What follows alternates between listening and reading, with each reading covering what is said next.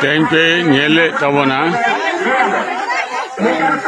ᱦᱚᱞᱟ ᱢᱟᱫᱷᱮᱨ ᱜᱮ ᱦᱩᱭᱩᱜ ᱠᱟᱱᱟ 30 ᱡᱩᱱ ᱪᱟᱞᱟᱣᱮᱱᱟ ᱦᱩᱞ ᱫᱤᱵᱚᱥ নানা জায়গা রেবন মানাও আকারা তেহিন বর্ধমান সুরে নাদরা আতুরে প্রায় 25 জন এখানে পাট্টা को नाम कदा खास आसार ना पट्टा को नाम कदा नोआ बोझा खन रेंगे हड़ सानतार को उच्चेक को लगी को कुरुमुटो कदा नोडे दिसम आदिवासी गाँवता तेहिन 2 जुलाई नेतृत्व एम कते उना हसा दखर ना कमी हो नित सापड़ा हो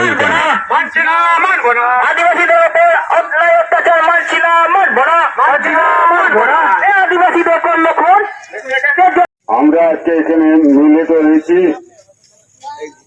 এখানে আপনারা ভোট দেখছেন, সেই ভোট আমরা সকলে মিলিত আমরা উন্মোচন করছি।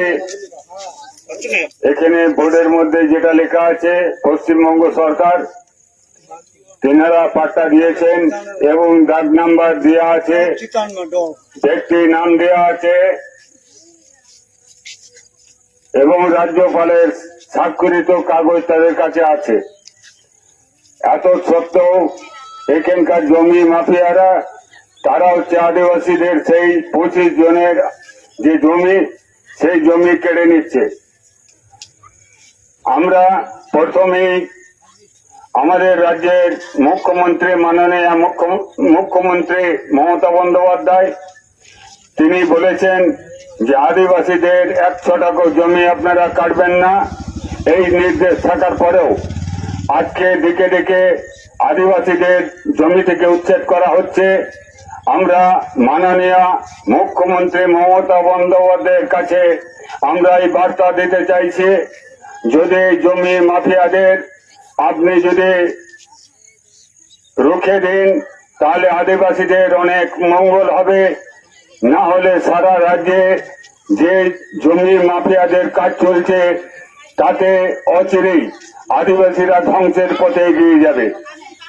আমরা দিসম আদিবাসীর গাঁওতার পক্ষ থেকে মাননীয় মুখ্যমন্ত্রী মমতা বন্দ্যোপাধ্যায়ের কাছে আবেদন রাখছি, আপনার কাছে আমরা আশা করছি, আপনার কাছে আমরা ভরসা করছি যে সমস্ত রাজ্যের আপনার যারা আমলা আছে, আপনার যারা রাজনৈতিক কর্মী আছে, এই রাজ্যে যে সমস্ত জমি মাফিয়া আছে তাদেরকে নিয়ন্ত্রণ করার জন্য আপনার কাছে আমরা সবিনয়ে অনুরোধ করছি।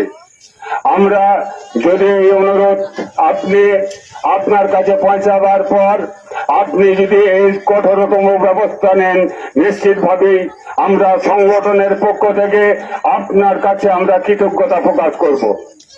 আর যদি আপনি না করেন, এইভাবেই যদি হচ্ছে পূর্ব বর্ধমান এবং পশ্চিম বর্ধমান সহ সারা বাংলা জুড়ে আদিবাসীদের জমি থেকে উচ্ছেদ করার কাজ চলে, তাহলে আমরা নির্দ্বিধায় আমরা বলতে চাই আমরা কোন রাজনৈতিক দলের লেজুর ভিত্তি সংগঠন নয়, আমরা বিজেপির দালালি করি না, আমরা সিপিএম এর দালালি করি না, আমরা তৃণমূলের দালালি করি না, আমরা ভারতবর্ষের কোন রাজনৈতিক দলের আমরা দালাল নয়, কৃতদাস নয়।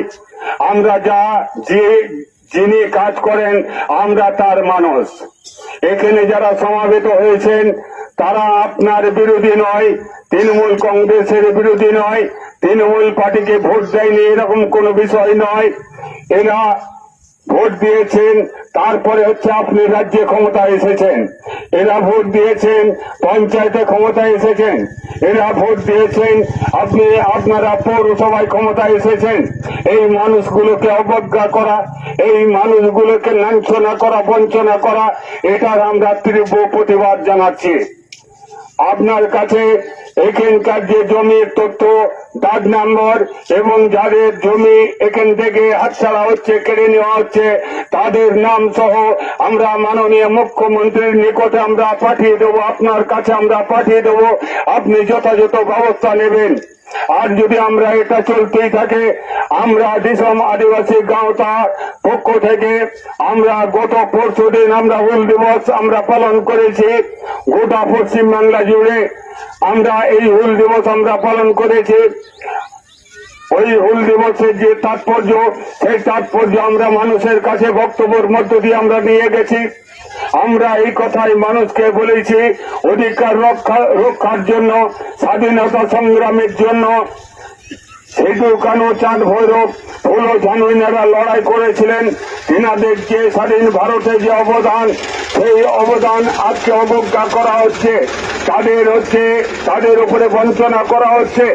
যদিও পশ্চিমবঙ্গ সরকার এখানে আদিবাসীদের ছুটি ঘোষণা করেছেন 30শে জুন। আমরা আপনার কাছে দাবি রাখছি, সিধু কানু সাঁওতালদের নেতা ছিলেন না, সিধু কানু ছিলেন স্বাধীনতা সংগ্রামী।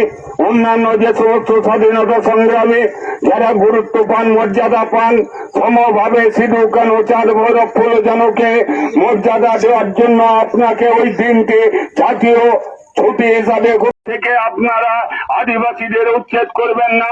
আর যদি উচ্ছেদ করেন তাহলে খুব নরম ভাষায় আপনাদের বলতে চাইছি, এই আন্দোলন শুধু বর্ধমান সদর থানাতে সীমাবদ্ধ থাকবে না। এই আন্দোলন সারা বর্ধমান জেলা সহ সারা পশ্চিম বাংলার মানুষকে সমবেত করা এবং এই আন্দোলনে নেতৃত্ব দেওয়ার কাজ দিসম আদিবাসী গাঁওতা করে যাবে। এই যত কঠোর শাস্তি, কঠোর আইন আসুক না কেন, আমাদেরকে গ্রেপ্তার করা হোক, আমাদের উপর পুলিশের অত্যাচার চলুক, মার চলুক, আমাদের উপর জুলুম চলুক, তাহলে এই আন্দোলন আমরা চালিয়ে যাব। এখানকার মানুষকে আমরা বলছি, আপনারা সমাবেত হন। অধিকারের জন্য আমাদের লড়াই করতে হবে। অতীত থেকে আমরা লড়াই করে এসেছি, সিধু কানু আমাদের সেই কথাই শিখিয়েছে। আপনারা যদি বিচ্ছিন্ন ভাবে থাকেন তাহলে এই আন্দোলনে আমরা জয়ী হতে পারবো না। আপনাদেরকে আমরা অনুরোধ করব, আপনারা যে পার্টির সমর্থক হন, আপনি তৃণমূলকে ভোট দেন, আপনি কংগ্রেসকে ভোট দেন, আপনি সিপিএম কে ভোট দেন, আমরা সেই জায়গায় আপনার অধিকারে হস্তক্ষেপ করতে চাই না। কিন্তু আদিবাসীদের অধিকার যখন খর্বিত হবে, যখন আদিবাসী অধিকারকে হরণ করার চেষ্টা করবে, তখন আমাদের একটাই পরিচয়, আমরা আদিবাসী।